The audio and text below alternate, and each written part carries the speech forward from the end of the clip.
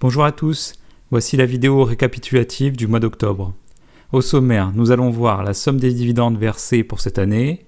Je vous ferai ensuite un point sur la valorisation de mon portefeuille et vous détaillerai les dividendes qui m'ont été versés pour le mois d'octobre. J'ai acheté des actions de 3 sociétés et certaines de mes actions ont annoncé une augmentation de leurs dividendes. Nous allons voir lesquelles. Je ferai enfin un focus sur l'action Sanofi qui a perdu plus de 18% en une seule journée.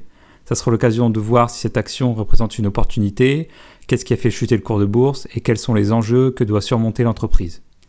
Au 1er novembre 2023, les sociétés sur lesquelles j'ai investi m'ont versé 9 742 €.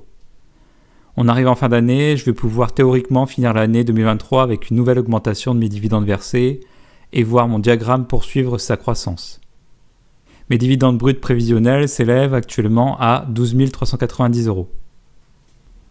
Au 1er novembre, la valorisation totale de mon portefeuille s'élève à 296 472 €, en forte baisse par rapport au mois précédent suite à la chute globale des marchés au mois d'octobre. Il me reste 4 074 € de liquidité et j'ai réalisé un apport de 4 000 € au mois d'octobre. Attention, je ne suis pas un conseiller financier, toutes les informations données dans cette vidéo ne constituent en aucun cas des conseils d'investissement. Le portefeuille présenté dans cette vidéo n'a pas vocation à être répliqué. Tout investissement boursier implique des risques, dont la perte partielle ou totale de l'investissement de départ. Le 2 octobre, Total Energy m'a versé 352,72 € de dividendes. Le même jour, j'ai reçu de la part de Broadcom 33,47 € de dividendes. Le jour suivant, 42,44 € sont tombés sur mon compte suite au détachement de dividendes exceptionnel de Main Street. Best Buy m'a versé 113,89 € de dividendes le 11 octobre. Toujours Main Street, le 18 octobre m'a donné 36,52 € de dividendes ordinaires. Enfin, le 30 octobre, c'est au tour d'American Tower de me rémunérer à hauteur de 38,07 €. Pour résumer, 5 sociétés m'ont versé au total 618 € de dividendes au mois d'octobre. Découvrons les 3 actions que j'ai achetées ce mois-ci. Je renforce une fois de plus l'action Visa avec l'achat de 10 nouvelles actions. J'ai donc au total 29 actions Visa qui me versent 57 € de dividendes. Comme pour Visa, je souhaite augmenter progressivement la ligne United Health. J'ai acheté 5 actions de plus. J'ai actuellement 13 actions United Health qui me versent 93 € de dividendes par an. Et pour finir mes achats, j'ai acheté 4 actions Sanofi le 27 octobre 2023 à un prix de 81,09 € lors du crash de l'action. Pourquoi 4 ? Car je disposais uniquement de liquidités pour l'achat de 4 actions. Je suis 100% investi sur mon PEA, j'avais juste à disposition les liquidités de mon versement de dividendes total du mois d'octobre.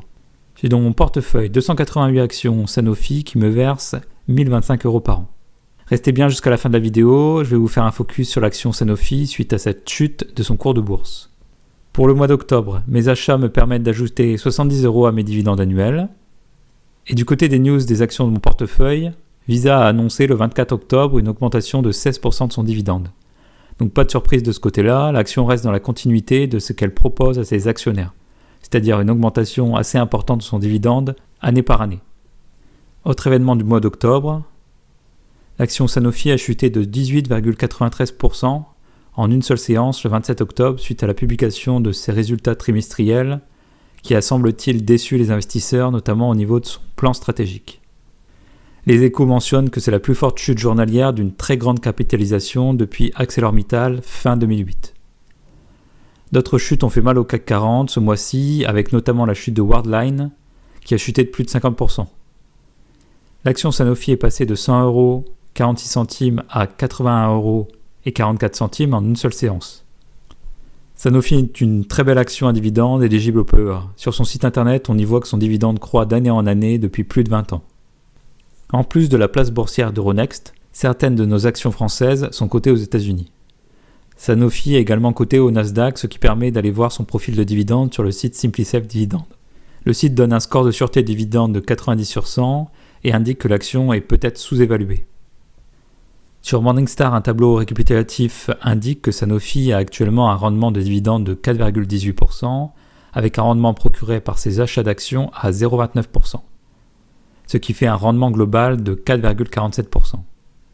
Le rendement actuel est supérieur à son rendement moyen global sur 5 ans. Son ratio de distribution de dividendes actuel est de 49,31%. Et donc également en dessous de son ratio de distribution moyen sur 5 ans qui s'élève à 70,64%. En bas à droite, je vous ai mis les données de croissance du dividende de Sanofi tirées du site Rendement Bourse.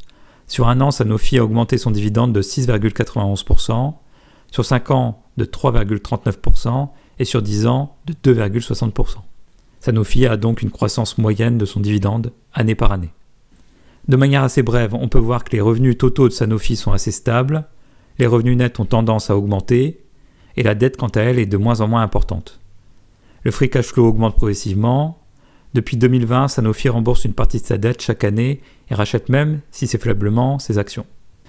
Le bénéfice par action augmente progressivement et les estimations sont plutôt justes, et donc les prévisions peuvent être prises en compte en partie pour cette action. Les marges restent stables, et le ROIC, par contre, lui, est en augmentation au fur et à mesure des années, ce qui est très positif. Allons voir le communiqué de presse du 27 octobre et qu'est-ce qui a fait chuter le prix de l'action. Ce qui a retenu l'attention des investisseurs, c'est surtout le plan stratégique qui comporte une augmentation des dépenses en recherche et investissement, une politique de réduction des coûts, le détachement de son activité grand public et un maintien de ses objectifs. Or, les investisseurs attendaient, je pense, à une augmentation des objectifs. Concernant la branche santé grand public, c'est la plus petite branche de Sanofi. Elle représente environ 10% du chiffre d'affaires. Les autres branches sont la médecine de spécialité, 39% du chiffre d'affaires, la médecine générale, 25% du chiffre d'affaires, et enfin les vaccins, 26% du chiffre d'affaires. Les dirigeants veulent se concentrer sur l'activité biopharmaceutique qui regroupe les 3 branches majoritaires de Sanofi. L'objectif est vraiment centré sur l'accélération des investissements en recherche et développement, et on va voir pourquoi. Avant ça, je tenais à rappeler que la politique actuelle de Sanofi est dans la continuité de ce qu'elle a mis en place déjà en 2022 avec le détachement de sa filiale EuroAPI. Si vous aviez des actions Sanofi lors de ce détachement, vous avez probablement reçu des actions EuroAPI. De mon côté, j'ai reçu plusieurs actions que j'ai vite revendues car elles représentaient une toute petite ligne de mon portefeuille. Et l'action ne rentrait pas dans mes critères d'investissement dans les dividendes. Alors pourquoi Sanofi veut se concentrer sur sa recherche et développement ? Pour cela, il faut regarder la fin du communiqué de presse avec notamment le chiffre d'affaires des 9 premiers mois qui rapporte les chiffres d'affaires de la société médicament par médicament. Ce que l'on peut voir, c'est que le médicament phare en part de chiffre d'affaires est le Dupixent, avec une croissance très importante de ces chiffres. Autre partie importante du chiffre d'affaires, c'est les vaccins, avec notamment les vaccins contre la grippe et la polio. Il faut savoir que les sociétés pharmaceutiques ont des avantages concurrentiels grâce à leurs brevets. Dans ma vidéo du 6 août, que je vous invite à aller voir si vous ne l'avez déjà pas vue, je vous ai détaillé les différentes sources d'avantages concurrentiels que pouvait avoir une société. Mais par contre, les brevets dans l'industrie pharmaceutique ne sont pas éternels, ce qui permet notamment de stimuler la recherche médicale et le développement de nouveaux médicaments sur le marché. Un brevet pharmaceutique accorde au propriétaire le droit d'exclusivité sur la fabrication, la vente et la distribution d'un médicament durant une période de 20 ans. L'avantage concurrentiel reste limité à une vingtaine d'années donc. Quand le brevet expire, le médicament tombe dans le domaine public et une copie peut être fabriquée et commercialisée par d'autres laboratoires. Dernier brevet expiré chez Sanofi, c'est le Lantus, un antidiabétique qui a vu son brevet expirer en 2015 avec une perte nette de revenus pour Sanofi. On insiste donc à un essai de Sanofi pour ralentir la concurrence sur ce médicament. Mais en 2023, Sanofi diminue de 78% le prix de Lantus. Le médicament ne rapporte plus autant qu'avant, il faut donc constamment, pour les laboratoires, développer de nouvelles molécules et obtenir de nouveaux brevets. Sanofi, suite à l'arrivée de l'échéance du brevet de Lantus, a développé le Dupixent, qui est actuellement le médicament vedette du laboratoire. Il a été approuvé dans plusieurs pays, notamment pour le traitement de l'asthme et d'autres indications. Le brevet du Dupixent est susceptible de tenir jusqu'en 2031 aux États-Unis et 2032 en Europe. Sanofi poursuit l'exploitation du Dupixent et tente d'être approuvé pour d'autres indications. La prochaine indication va probablement se porter sur la lutte contre la bronchopneumopathie chronique obstructive, une maladie respiratoire courante. L'objectif dans un premier temps est de gagner la course contre la montre dans l'expiration du brevet, mais surtout dans un second temps de développer d'autres médicaments phares pour continuer à avoir un avantage concurrentiel. C'est pour cela que Sanofi semble se diriger vers une augmentation de sa recherche et développement. En bonus, je vous mets la droite de régression linéaire que je n'utilise pas forcément en temps normal, mais qui est parfois appréciée par les investisseurs. Que voit-on ? Le prix de Sanofi actuellement est sur la droite de -1 écart type, à la tendance depuis 10 ans de se maintenir au-dessus de cette droite, et oscille entre 0 écart type et -1 écart type. avec toujours une pente ascendante du cours de bourse. Suite à la chute de Sanofi, j'ai renforcé l'action, le prix est correct et la réaction de marché me semble exagérée concernant cette belle action à dividende.